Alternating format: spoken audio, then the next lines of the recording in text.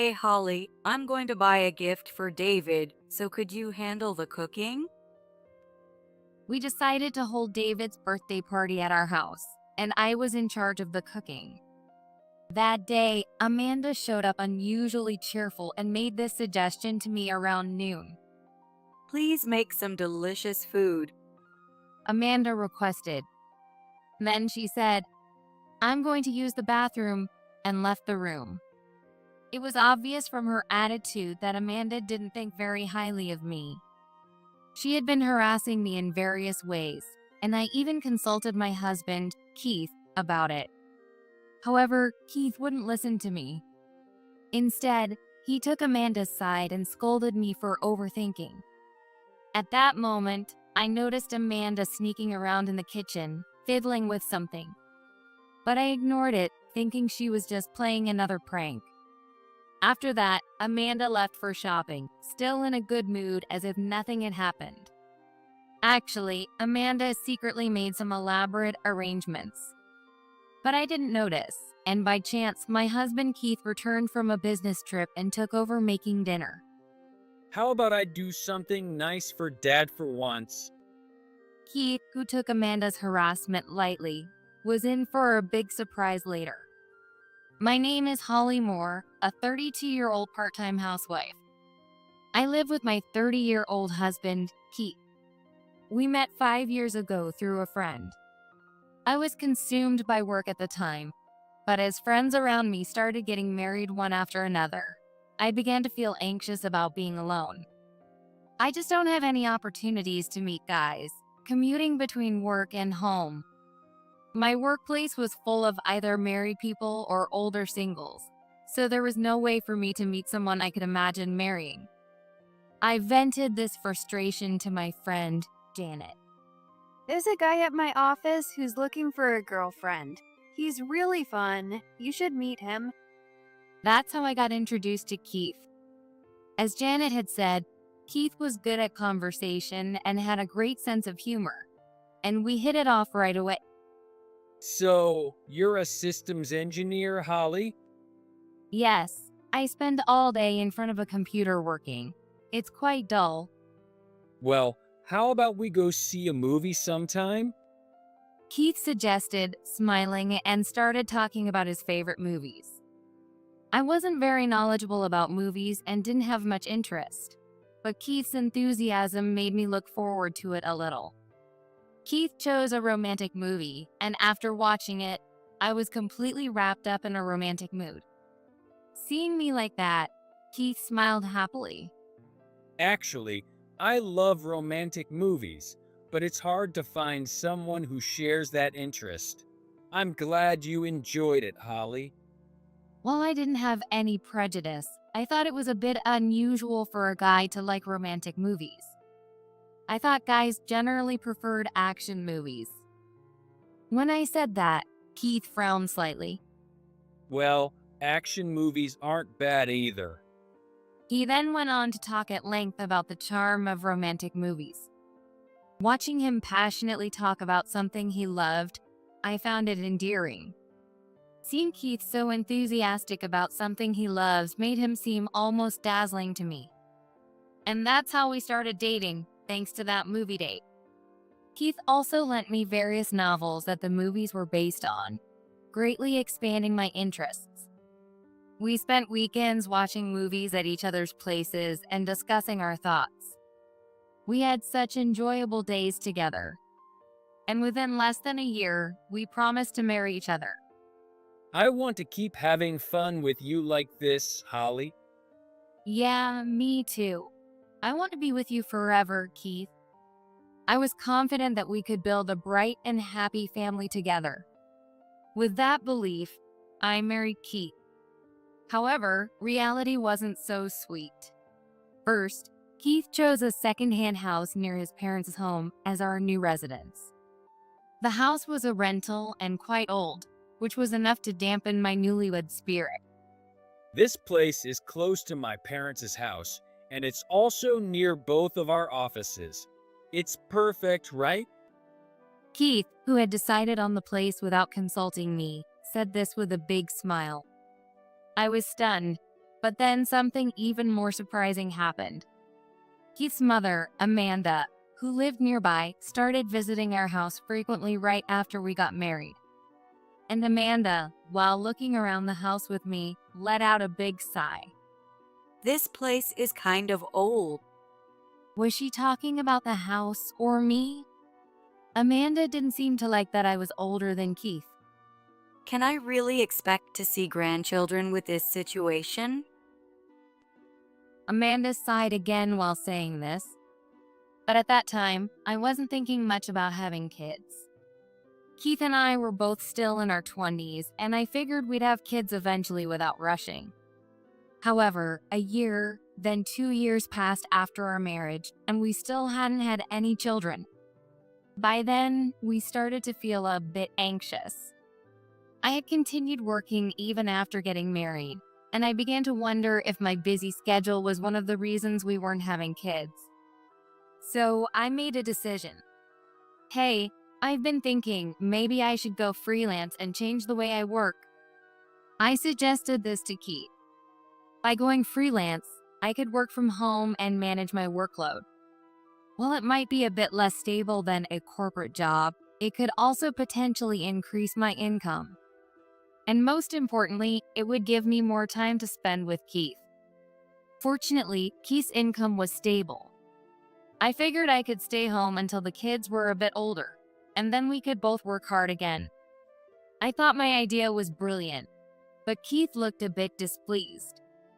So, you're saying we'll rely on my income until your freelance work stabilizes? I was a bit annoyed by Keith's words. We had always pooled our incomes for household expenses. Keith paid the rent, but I covered all other living expenses and groceries. Don't worry, if there's a shortfall, I'll cover it from our savings. With that, Keith finally seemed to agree. Thus, in our 3rd year of marriage, I became a freelance systems engineer. And my decision turned out to be the right one. I consulted my boss about my situation when I left the company. My boss was understanding and made a proposal. We highly value your skills as an SE, Holly. Would you consider continuing to work for us as a contractor? I was grateful for this offer and decided to accept it. As a new freelancer, I managed to reduce my workload and spend more time on housework and with Keith. However, Amanda interfered again. She misunderstood my staying home as having quit my job. Can't have kids? And now you're planning to leech off Keith by becoming a housewife? Amanda started accusing me like this.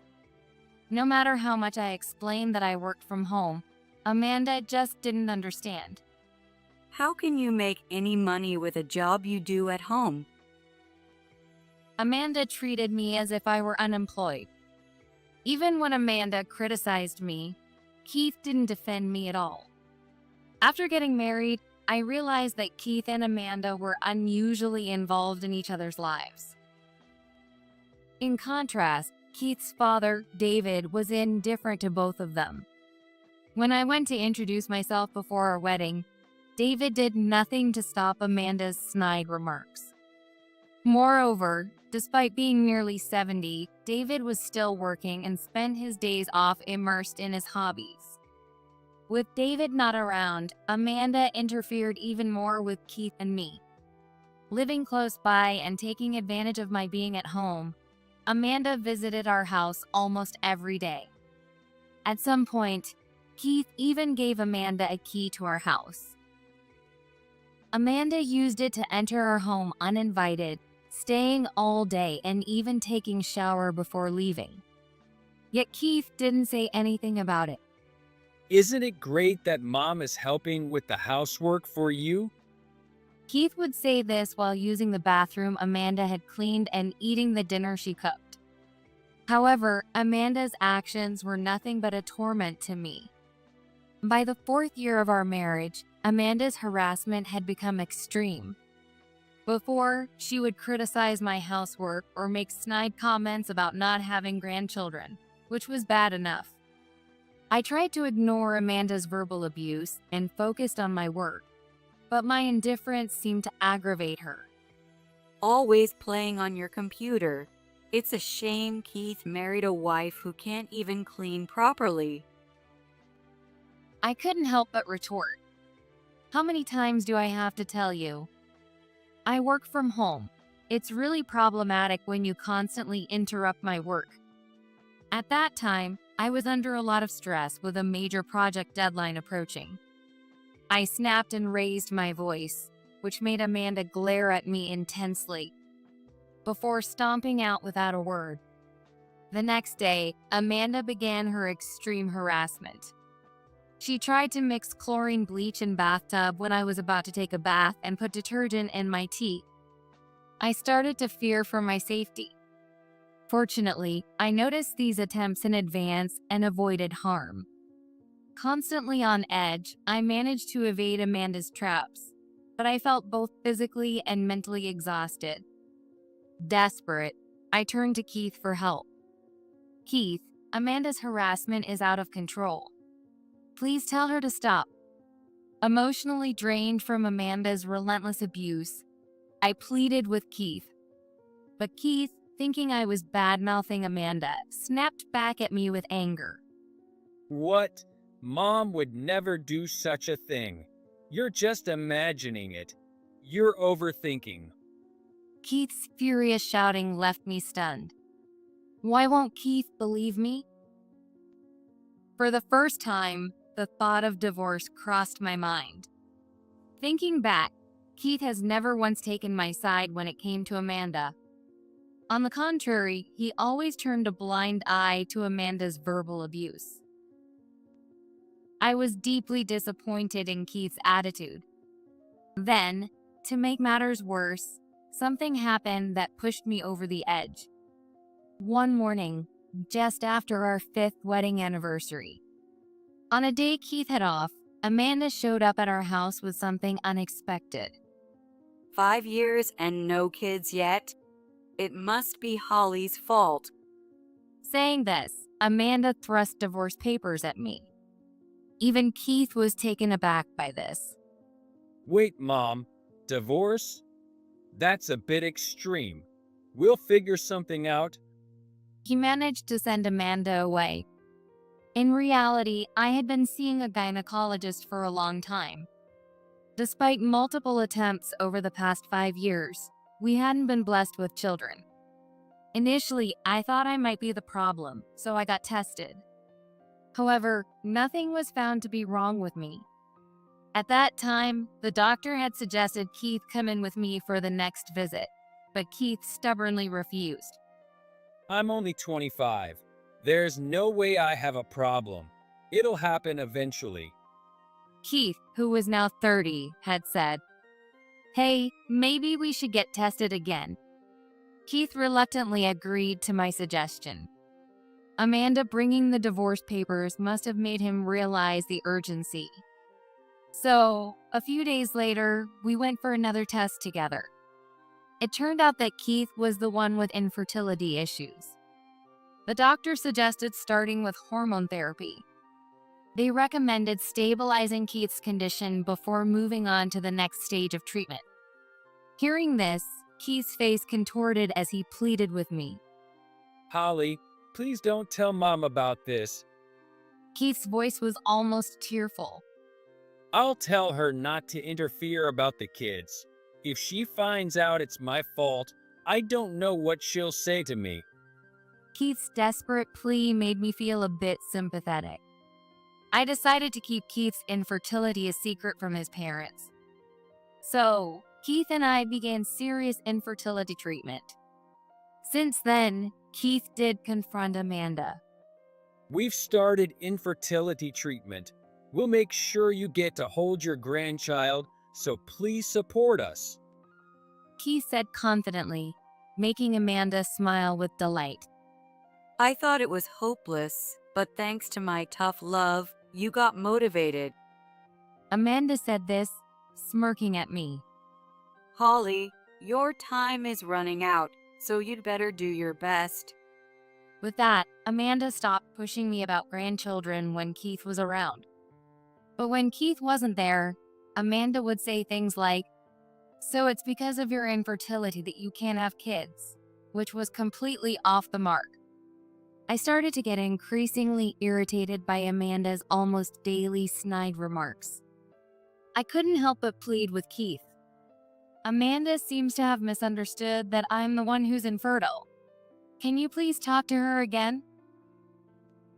Keith looked at me with annoyance.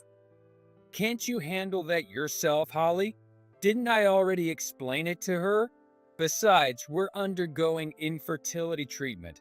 Once we have a child, Mom won't have anything to complain about. Keith said this selfishly, not taking my plea seriously. Moreover, Keith started staying away from home, saying it was to earn money for fertility treatments, but it seemed more like he was trying to avoid getting caught between Amanda and me. Amanda's snide remarks, verbal abuse, and extreme harassment intensified. As I was troubled by Amanda, a shocking incident occurred. One day I checked the mailbox. There was a letter addressed to Keith from a credit card company that had never sent us mail before. Surprised and with a racing heart, I stared at the envelope. Keith usually preferred cash and rarely used his card. Could it be the medical bills for the infertility treatment? With this thought, I gently opened the envelope. Keith seldom checked the mail himself. When I had handed him his mail in the past, he had said, Can you handle these little things, Holly? Since then, I had managed the mail. Remembering this, I looked at the credit card statement inside. It clearly listed names of establishments that were obviously nightclubs and adult entertainment venues. Moreover, there were several purchases in the $1,000 range.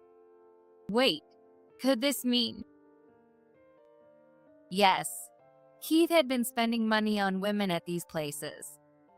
I was stunned by this fact. Gradually, a simmering anger welled up inside me. Keith had been betraying me behind my back. While I felt my life was in danger due to Amanda, Keith dismissed it as my imagination and did nothing. While I endured Amanda's baseless verbal abuse, Keith was out spending money on women. Was there any point in continuing this marriage? I immediately answered my own question. No, there wasn't. I saw no benefit in staying married to Keith for another day.